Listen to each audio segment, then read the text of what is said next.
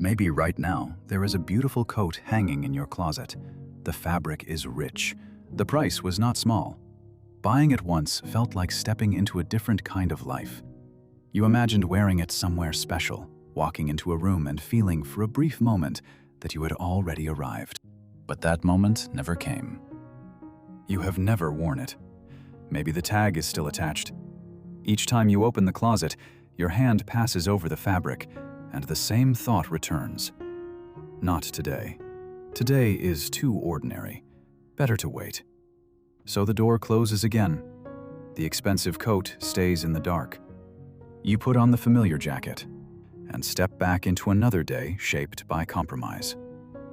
The strange part is that it may not even feel strange anymore. You keep waiting for a future worthy of the good things already in your hands. But while you wait, the life you are actually living becomes smaller, rougher, and easier to neglect. The money has already been spent. The coat is already yours, and yet nothing has changed. So what is really trapped there? The coat itself? Or the part of you that still believes today is not worth living well? This is Momentum Arc, a space for soul-searching and inner growth. Your likes, comments, subscriptions, and super thanks do more than support the work here. They may also help this conversation reach someone else, just as they are beginning to turn back toward their own life. Lynne Twist is a writer, speaker, and longtime voice in the conversation around money and human values. Through years of fundraising and social work, she saw the same truth again and again. The same amount of money can create very different lives depending on the state that receives it. In The Soul of Money, she traces the relationship between money and the human heart. Follow the path of someone's money, and you begin to see what they trust. You begin to see what they fear, and what they are really trying to hold together. Money can magnify the feeling of lack, but it can also become care for the body, steadiness in a relationship, support for growth, and a more orderly everyday life. What binds people is often not literal poverty. More often, it is what happens the moment money arrives. The old anxiety reaches for it first. A good coat has already been bought. The money is gone. The object is in the house. Yet warmth, ease, and dignity never arrive with it. The coat remains on the hanger, the price tag still carrying more reality than the life it was meant to touch. Something beautiful was ready to support you, but the anxious part of the mind stepped in and blocked the exchange. That is why the deeper question is not only whether you bought the coat or whether the money should have been spent. The deeper question is this: when money enters your life, who receives it first? Scarcity or enoughness? Fear or intention? By the time you hear the inner sentence, "There is still not enough," the answer may already be decided. That coat in the back of the closet may look carefully stored, almost cherished, but what keeps it there is often the belief that something is still not enough. Not today, not this version of me, not this ordinary morning.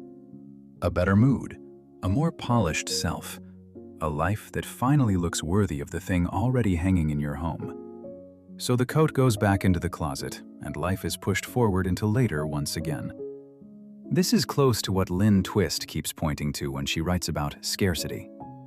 Scarcity is not only a shortage of material things, it is an inner story that moves into the body and then into choice.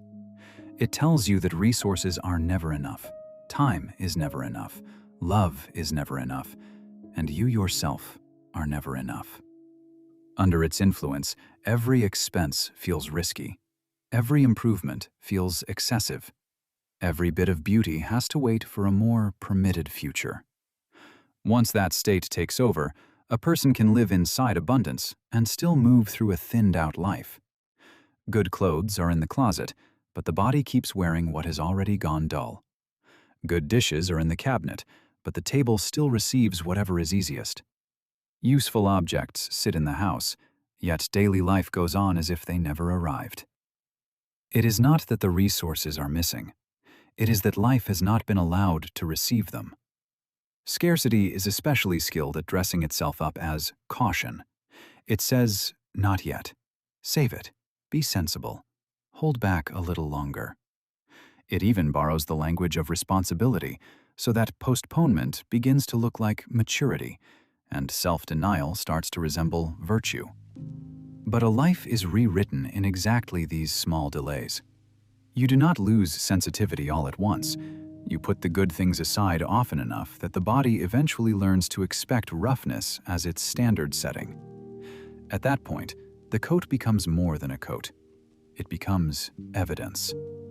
The money has already arrived, the resource is already here, and still, the conversion never happened. Scarcity does not always keep wealth outside the door.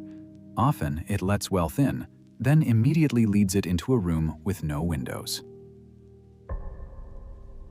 Lynne Twist offers another posture in place of scarcity: enough. Enough does not mean lowering your standards or pretending you no longer want more from life. It means waking up enough to see that this moment is not empty. Some resources are already here to support you. Some beauty can already be received. Not every decent part of life has to wait for formal approval from the future. Once that feeling of enough begins to return, the fate of the coat starts to loosen. It does not need to wait for a gala. It does not need to wait for the day you finally become a better version of yourself. It can go with you to meet an old friend. It can move with you through a winter street. It can sit on your shoulders during an ordinary commute and quietly change the way you carry your body. Its value is not that the tag remains attached for years. Its value is that the money finally returns to the present and becomes warmth, ease, and care. When the inner life is not ruled by lack, you start to see more clearly. You can tell what actually nourishes you and what only distracts you. You begin to notice which choices are acts of care and which are forms of escape. You see which habits are worth maintaining and which only numb you for a moment. Restraint no longer feels like self-punishment. Saving money no longer requires you to exile all joy to some later date. Money can be saved wisely and used wisely. It can prepare tomorrow without abandoning today. Some people reserve their best things for holidays, celebrations, or occasions that seem important enough to justify them. But most of life is not a holiday. Most of life is an ordinary dinner, a quiet afternoon, a Wednesday that carries no visible meaning at all. And if those days receive no care, no amount of waiting will produce a better life. Enough is not a slogan. It is a new posture. You stop shrinking into someone waiting to be authorized. You let a little texture, a little warmth, a little order enter today. That is not luxury. It is life stepping out of the room called someday. Lynne Twist also points to something else that matters deeply. Some people do not lack money nearly as much as they lack transformation. The money is spent, yet life does not change. The same amount of money can become a steadier body, a healthier relationship, a calmer home, or a new skill. And it can also vanish into a life so unchanged that it is as if nothing happened at all. That is why the difference is not always in the amount. It is in where the money finally goes. When you bought the coat, the transaction was already complete. The money left the account. The coat entered the closet. From the outside, that looks like an ordinary purchase. But the part that mattered most had not happened yet. If the coat is worn, the money becomes warmth, dignity, and an act of care in the middle of winter. If it stays on the hanger, it remains only an expensive object. The money is gone, but life remains untouched. This happens everywhere. Someone pays for a gym membership and is left with a card, not a stronger body. Someone pays for a course and is left with a record of attendance, not a new ability. Someone spends to improve a relationship and is left with receipts, not actual closeness. On the surface, the money has left. In reality, the conversion never finished. This is exactly the point Lynne Twist cares about. Money often does not end up where we think it does. An anxious person can turn money into pain relief. An insecure person can turn money into a substitute for safety. A person hungry for proof can turn money into display. It looks like spending, but what is really being funded is an inner condition that was already there. So the question is not only where the money was spent. The more important question is what it became. Some money disappears quickly. Other money leaves a trace. It may become a night of deeper sleep, a repaired relationship, or a new capacity. Or it may be one ordinary morning when you finally put on the coat you kept postponing. Once money becomes part of lived experience, it has moved beyond the moment of payment. The coat was not wasted. What was wasted was the time you kept making it wait in the dark. What that coat is really waiting for is not the season, it is the scissors. As long as the tag remains, the coat belongs to some future that has not yet begun. The moment the tag is cut, it enters today. Many turning points are not dramatic. They begin when a person finally becomes willing to cut the tag. You can picture the gesture. The closet opens, the faint smell of stored fabric comes out. Your fingers find the thin plastic fastener. It is such a small thing, but it behaves like a lock.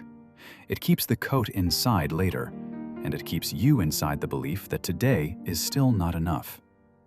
When the scissors close around it, there is no applause, there is no announcement. No outside authority arrives to certify that you are finally worthy. And yet, the body knows. A long wait that had been hanging quietly inside you ends right there. This is not an argument for impulsive spending. It is not an attempt to turn self-care into consumption. It is the opposite. It is an attempt to bring money back into the order of life after it has slipped out of place. The moment you bought the coat, the money had already left. By refusing to wear it, you keep that money suspended in midair. When the coat finally lands on your shoulders, the conversion completes itself. A number becomes warmth. An image becomes experience. Self-display becomes daily support. And the closet rarely holds only one coat. It may also be holding a delayed life, the good dishes, the bottle of serum, the bag still inside its dust cover, the money that could have gone toward dental work, medical care, learning, travel, or making your home more livable. They are all waiting for the same admission. Today counts as life too. Today is also worth caring for. Some forms of compromise are not thrift at all. They are a slow neglect of life. You save the good things for the future and leave today with the coarse version. You reserve dignity for other people and leave exhaustion for yourself. You keep the money in the account and keep the body in survival mode. After long enough, life begins moving along that groove. Resources did come. You simply could not bear to let them enter your life. Cutting the tag is a small act, but it is also a decision not to delay yourself any longer. Years later, very few people regret buying the coat. What they regret are the days that never really began. The clothes they wanted to wear but never wore. The places they wanted to go but never went. The version of life they meant to live well but kept postponing. The deepest regret is usually not what never arrived. It is what had already arrived and still never entered life. The coat hangs in the closet year after year. The fabric is still soft. The color is still bright. It has hardly changed at all. What changed were the winters beyond the window, the seasons that came and disappeared, and the weekends you can no longer remember. What changed were the days you once assumed would come again, and then never did. Perhaps the shift begins on an afternoon that looks no different from any other. You open the closet. You take the coat down. You cut the tag, put it on, and leave the house exactly as you always do. The coffee shop on the corner is the same. The people on the street are the same. The sky is the same color it was yesterday. And suddenly you understand something you had been missing for years. You kept waiting for a better moment, a worthier occasion, a better version of yourself. Life never agreed to wait with you. The coat on your shoulders will probably not feel as dramatic as you once imagined. There is no applause, no admiring crowd, no cinematic transformation. It simply keeps out the cold. And that is exactly the point. The care, dignity, and warmth you kept assigning to later were never supposed to become theater. They were supposed to become part of life. Once they do, what returns is something quieter and more solid than fantasy. You no longer need to prove anything through waiting. You no longer have to exile the good things to the future. Life was never somewhere far ahead. It was always here, inside the ordinary day in front of you. The coat is finally on your shoulders, and the days you kept saving for later are no longer waiting in the dark. They have begun.